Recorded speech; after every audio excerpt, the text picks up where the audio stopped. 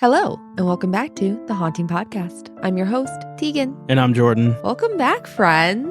It's been a while, hasn't it? It has been a while. But we're back, and that's what's most important. I hope you've and missed spookiest. us. Today, we're just going to do some Reddit stories. We're going to read some Reddit haunted house stories. Haunted house stories. Ease our way back into it, I Yeah. think. So our first story comes from user 1LT_obvious. Love that name. It's a very good name. I lived in a house that seemed to be haunted by doppelgangers. Every event that happened never involved some mysterious figure, but a known person being in the place where they should not have been. Here are a few examples. I was a teenager at the time, and I was instant messaging my girlfriend at the time. Yeah, I've done that before, yeah.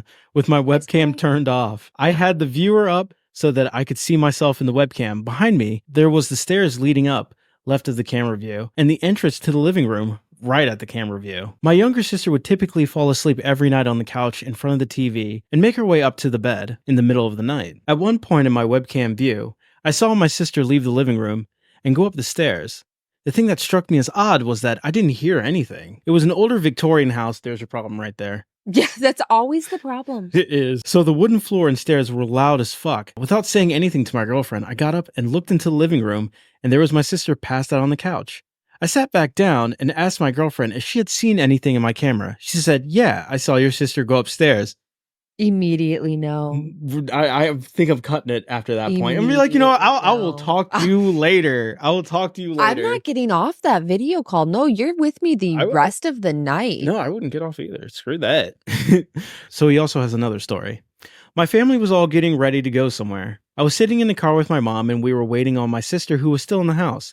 After a bit, she comes out and gets in the car and just looks at me like, what the fuck? I ask her what's wrong, and she says that just before she walked out of the house, she thought I was still inside, so she yelled up the stairs, 1LT_obvious. We're leaving, and apparently I yelled back, okay, I'll be down in a minute.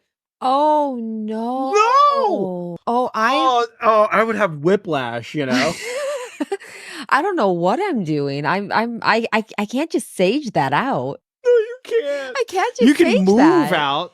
That would be my But what if suggestion. it's attached to you and not the house? I will take that risk. I will take that Until risk because you're in guess the what? next house? I would take the risk because staying there means it's still there no matter what. I mean, good point. But like, what if it happens in your next house? What are you gonna do then? I don't know. Call the Pope. A few other stories he has. My mom woke up to someone tapping her foot, and she said someone was standing at the end of the bed who faded out after a couple of seconds.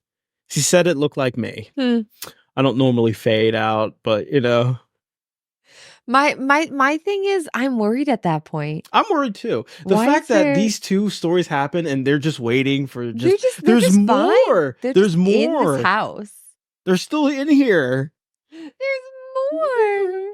I had an encounter where I woke up and felt like someone was under my covers laying up against me. When I said something, my blanket visibly deflated and I no longer felt anything. I include this with doppelgangers because though I didn't see what I felt under the blanket, it laid like my GF would have laid against me.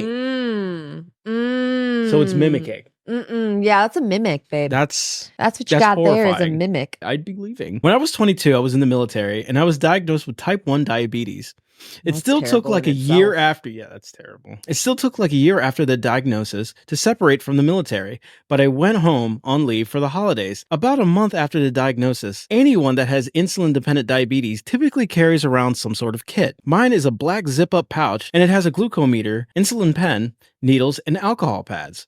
Right after I left home to head back from leave, my mom texts me to ask if I'm missing my diabetic kit. I look and I'm not. She sends me a picture of a diabetic kit and asks if I know it. I've never seen this kit before in my life. Apparently, my sister went into her bedroom and discovered it outside of her window, propped up like someone had set it there. Oh, also, her bedroom is on the second floor.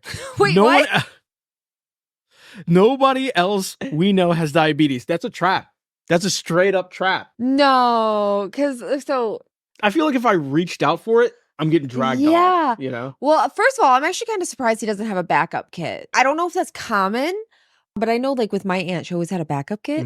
So I It appears he just didn't have one, though. he had like a second just. So, like, can doppelgangers like doppelgang an object? That's what I want to know. I'm curious. Like, even if he had a backup kit, it's a really weird place for it. It really is. Maybe back in the day. Nowadays, insulin is so expensive. It is expensive. No, I have questions for that because that's a lot of money in that little pouch. I need to know where it came from. Well, I mean, like, if it's like a doppelganged pouch, is it really? I mean, technically, it's free. But that's what I need to know. Technically, it's free. Technically, have some. I mean, I wouldn't want to put that insulin in my body, but technically it's free. I have a lot of questions. Some of them are not paranormal related, but I do have a lot of questions. There's some questions. The questions that need to be answered for real. Are there any more stories? No, that's it. That was it? That was it. I feel like there's more to this that we... I mean, the fact that his family clearly still lives there kind of makes me concerned a little bit, you know? An update story. I would like an update story too. Update story too. All right. Well, this next story is from Munchies. Ooh. It came in about 6 years ago. I want you to know that. This is an old Reddit thread. It is an old thread. I lived in an old haunted house in college. Things got so weird that everyone moved out except for me and one other roommate. Ooh. Here's a few things. I woke up at 3 a.m. because my roommate's door kept opening and slamming shut. From bed, I yelled for him to stop, only to realize I was the only one home that weekend. I wouldn't actually think intruder. I'd be so scared. I'd be kind of freaking out. As soon as I yelled, the slamming stopped, but the hippie beads that I had hanging outside my closed door began to sway perfectly, yet violently, against the door frame for half an hour, while I debated if I should pop out my air conditioner unit and jump out of the window. I laid in the fetal position until it stopped. I feel like that's a natural response. Fair. That is what I would do. It's a natural response. That is what I would do too. I don't think I'd actually stop laying in the fetal position all night. I'd be trying to transfer out of that dorm, I can tell you that. Oh yeah. Yeah. That would not be a place I stay anymore. The second one is I woke up at 3 a.m. alone again, hearing the Nintendo in the back porch playing loudly. I figured a drunk kid came in and started playing. From a college town, I can see it. Yeah, it would be me. Not you just going into some stranger's house to play the Nintendo. Nintendo? I grabbed a bat and walked towards the back of the house as the music got louder and louder. As soon as I opened the door, it got completely quiet. Mind you, it was loud enough to wake me up. That's a very distinct noise. Anything that comes from Nintendo. You know, sometimes if I'm like awake at like a very late hour, usually like 3 a.m., yeah. Sometimes I wonder if the TV will come on or not. You know, you never know. Sit there and think about it. You never know. Sometimes I think about it, yeah. You know, that's fair though. If that happened, you'd probably lose it. I would. Yeah, I would not be happy about that. I would not be a happy person. You would not be a happy person. No. You probably rationalize it though. I'd hope. All right, his next story. He's actually got quite a few little stories. Anecdotes. Yeah, little anecdotes. So we'll try and get through these. I had friends over and told them the house was haunted. No one believed me, so I asked the ghost to do anything to prove that it was there. As soon as I asked, all the lights in the house began flickering. I'm like, you win. Sure, whatever. Yeah. I'm not dying on this hill. Not worth it. All the lights in the house began flickering for about a minute straight. This was the middle of the day, and everyone witnessed it. Yep.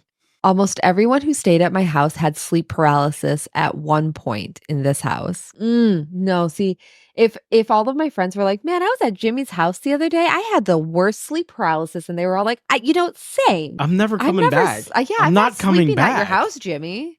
It's not happening. I'm not coming back. It's absolutely, I'm not sleeping there. Every time something spooky happened, the house would smell like old lady, flowery, strong perfume. Oh, that's just enough to make me not want to be there. That's actually a thing, though. Is it? So yeah, this is a thing in the paranormal world where the perfumey, like flowery scent comes with paranormal activity a lot. This house had a door built into the flooring that led to the basement. When I first read this, I was like, how does a door like fit to the flooring? And I was thinking a door in a wall. With like stairs that led to the basement. I had a very blonde moment in this. It meant a trap door, everybody, for those who had that same moment with me, which is probably no one. We always had a rug covering it up so no one knew it was there. Things would constantly go missing in the house and turn up in the basement. This house, right? I mean, that's exactly where I want my stuff turning up. Yeah. This house also had a coal chute where, from when it was heated by coal back in the day, that was a thing they did. Yeah. Things would go missing and always end up in the chute. It's not weird at all. That is just not concerning. No. Nope, don't even question it. It's just how it is. It's the gnomes. It's not the ghosts. That's what I would tell myself too. I'm like, we have gnomes in this house. It's the not gnomes. ghosts, it's gnomes. Roommate had some issues. Once in a while, playing video games late at night, he would see a mist. Wait, this says once in a while. He saw this more than one. And he still kept coming over. This is Brave the roommate. guy. This is the roommate. The roommate, okay. He's forced to live there. But he saw this more than once. Playing video games late at night, he saw a mist of some kind hovering from the kitchen and then move into the bathroom. The bathroom had a trap door that led to the attic, and that's where we figured the old lady ghost used to like to hang out. I'm gone. I'm not living there no more. I just want everyone to remember that he said once in a while. Yeah. Every once in a while. It's just a thing, you know? This was a thing that just got happened used to in this house. Roommate was up late. He went to go lock all the doors and turn the lights off. When he turned his back on the room and walked to the door, someone breathed into his ear. Ha! He thought it was me. I was sleeping. He turned around, pissed himself, and ran into his room. I bet. That is a fair reaction. He was too afraid to come out and turn the lights off and the TV. I wouldn't do it either. That's staying on. It's on. Loud thumps in the attics at all hours. For peace of mind, we told ourselves it was the squirrels. Yes. Sure. Yep. Sure. Same. That's probably what I would do. Voices would wake us up in the middle of the night. I spent many mornings at the front porch waiting for the sun to come up before I would go back in the house. No. I don't blame them for waiting. No. Don't blame them. Nope. What a terrible house. This is a horrible place to live. Horrid. Coincidentally, I had a friend years later that rented from the same landlord. Same town, different house, where he and all of his roommates moved out because the house was also haunted. This had to have been an inheritance. Yeah, it inherited, or this guy did some something. Serial killer. Something. It's a serial killer It's or something. and he's just, these are the houses he's rented out. Oh, it's terrible. He does I don't know, he summons something. Probably. There's got to be a reason. Underneath the carpet. Oh, that would be, I would know. Yes. I'd be out. Again, I can't sage that. I didn't think it was too weird until he was telling me all the weird stuff that happened. It was accompanied by the old lady flowery stinky perfume. Ew. Also, a lot of people had sleep paralysis in that house as well. Always nice. Always nice. A bonus. But like I said, that smell of perfume you hear that in a lot of ghost stories. It's like a thing. It's a thing. So that's I would not like that. No. Now, every time I smell old lady perfume, I will probably freeze up. Thanks. You're welcome. Appreciate I'm so that. happy I could give you that fear. I'm so happy as well. I love that for us. Great time. So our next story comes from user Economy Cactus. When I was younger, I used to take naps upstairs, but by the time I was 8 years old, I absolutely refused to go upstairs. The upstairs had two large closets, attics. They ran from one side of the upstairs all the way to the other side on both sides. It was essentially a crawl space that was maybe 30 feet long. It started one day when a friend and I went crawling from one side to the other with flashlights like kids normally do. Then I saw a girl sitting there in the corner acting like she wanted to play with us. I know a lot of people say when they see a ghost, they aren't scared. Just Who interested. says that? Okay, I don't care if it's my grandpa. I was a coward as a little kid. I would have been horrified. I would have been horrified too. I don't care if it's, maybe not like horrified, but I'd still be like, what is happening? I would have been horrified, but it looks like he was too, because he says, nope, I was beyond terrified. Kindred spirit. This girl looked normal, had blonde hair and a nice dress, and seemed friendly. Listen. It's true, you don't seem friendly. Yeah, there you go. You got one thing on me. I stayed silent, kept crawling behind my friend, and got out of the closet. Told him what I saw in there, and he said he didn't see it. No. But felt like he didn't want to go back in. He's in move, denial. buddy. He's in denial. He's in denial, I know. He's like, I didn't see that. I don't know what you're talking about. I don't know like, what nope, you're talking about. I don't know. If you don't acknowledge it, they can't do anything. I know, right? Then my parents would occasionally send me upstairs to get something, and when I would get up there, I would see the doors swing open. It's just the wind. I don't care. I would be kicking and screaming my parents. I don't care. Oh, you would. As if they were trying to get me to come inside. I would lose toys, and I wouldn't be able to find them anywhere. I wonder where they would be. I truly wonder where they would be. It's a trap, my guy. Suddenly, my parents would be fishing out Christmas presents out of the attic, and we would find some of my toys in there. Man. And they're all kids' toys. All kids' toys. Weird. Coincidental after seeing a little blonde girl in a closet. She's probably bitter he didn't play with her. Oh, I'd be bitter too. I remember being 8 years old. My parents were asleep still in the morning, and I leashed up my dog to go take on the monster in the attic. Yes, this is a movie. This kid is like, I got this. I'm protecting this kid. This kid is the kid from He's Babadook. He's like, we're getting this done. My dog, usually up for anything, refused to go off. Oh, well, plan's already failing.